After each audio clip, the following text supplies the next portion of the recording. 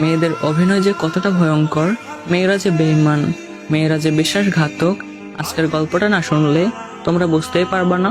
তো গল্পটা সবাইকে শেষ পর্যন্ত শোনার অনুরোধ রইল। গল্পটা একটা সৌদি প্রবাসী ভাইয়ের।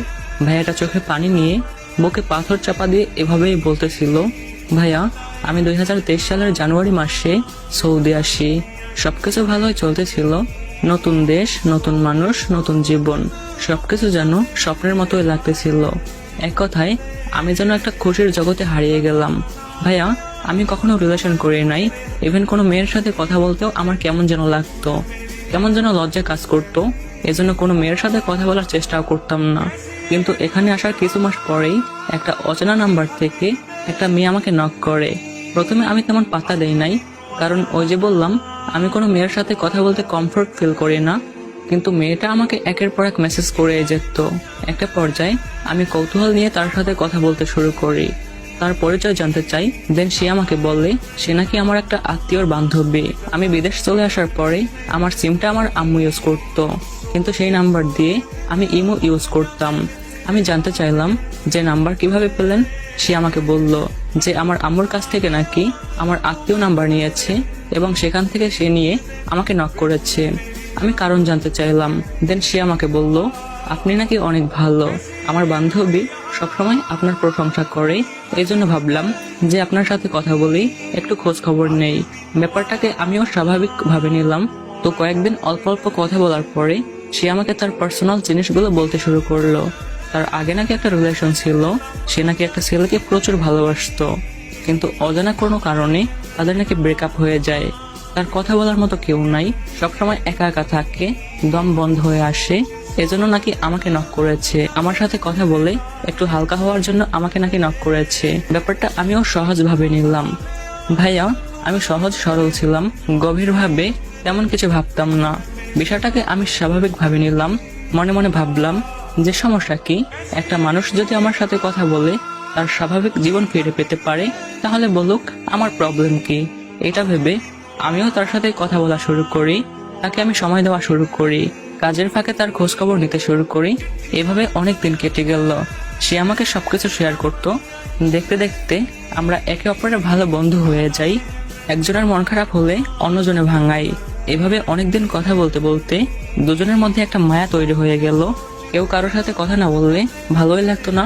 তখনও কিন্তু ওর সাথে রিলেশন করার আমার বিন্দুমাত্র ইচ্ছা ছিল না, শুধু ফ্রেন্ড হিসেবেই ভালো লাগতো, কথা বলতাম, বাস এইটুকুই। দেন একদিন হঠাৎ করে ও আমাকে প্রপোজ করে বসে। ও আমাকে বলে, আমি তোমাকে অনেক বেশি ভালোবাসি, আমি তোমার সাথে সারা জীবন থাকতে চাই, তুমি আমাকে বিয়ে করবে। তার প্রতি আমার মায়া কাজ করলেও তার সাথে রিলেশন করার আমার কোনো ইচ্ছেই ছিল না, কারণ আমার বড় ভাই রিলেশন করে বিয়ে করেছে। এটা নিয়ে আমার ফ্যামিলিতে অনেক প্রবলেমও হয়েছে। আমার আম্মু আমাকে বলছে যে বাবা, তোর প্রতি আমার অনেক বিশ্বাস আছে, তুই আমাদের স্বপ্ন ভেঙে দিবি না। আমিও আমার আম্মুকে কথা দিয়েছিলাম যে আম্মু, আমি কথা দিলাম এমন কোনো কাজ করব না যাতে তোমরা কষ্ট পাও। আমার গ্রামের একটা মেয়ে আমাকে অনেক বেশি ভালোবাসতো, কিন্তু আমার আম্মুর সেই কথার জন্য আমি একদমই রিলেশনে জড়াতে চাইনি। এদিকে সে আমাকে প্রপোজ করার পর আমি ডিপ্রেশনে চলে যাই যে কি করা যায়।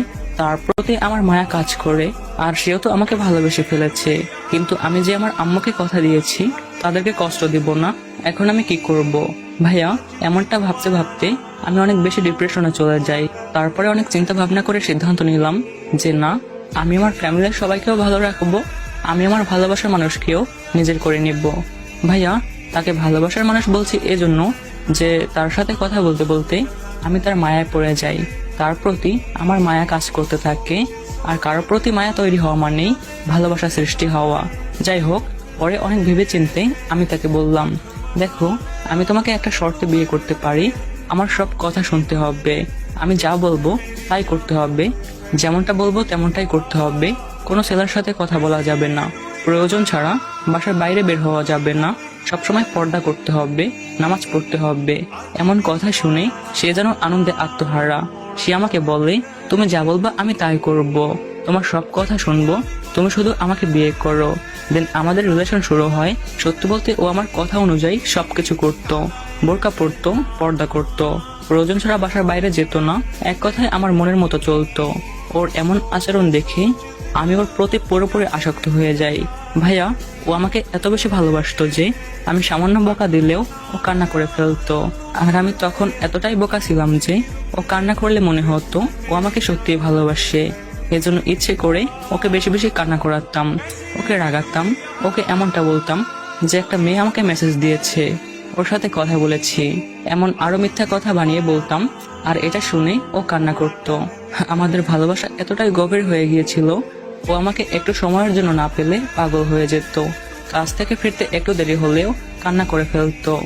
ও যদি কোনো ভুল করতো ভাইয়া, আমি ওকে 20 বার কান ধরে উঠবস করাতাম, ও কিছু মনে করতো না। ও সবসময় হাসতো আর বলতো, তুমি যদি খুশি হও তাহলে আমি খুশি, তুমি যদি খুশি থাকো তাহলে তোমার জন্য আমি সবকিছু করতে পারি। ভালোই লাগতো ওকে, হৃদয়ের গভীরে ওকে জায়গা দিয়ে ফেললি। দেখতে দেখতে অনেকগুলো মাস কেটে যায়, সবকিছু খুব সুন্দরভাবে চলতেছিল। দিন একদিন হঠাৎ করে ওর ফোনটা নষ্ট হয়ে যায়।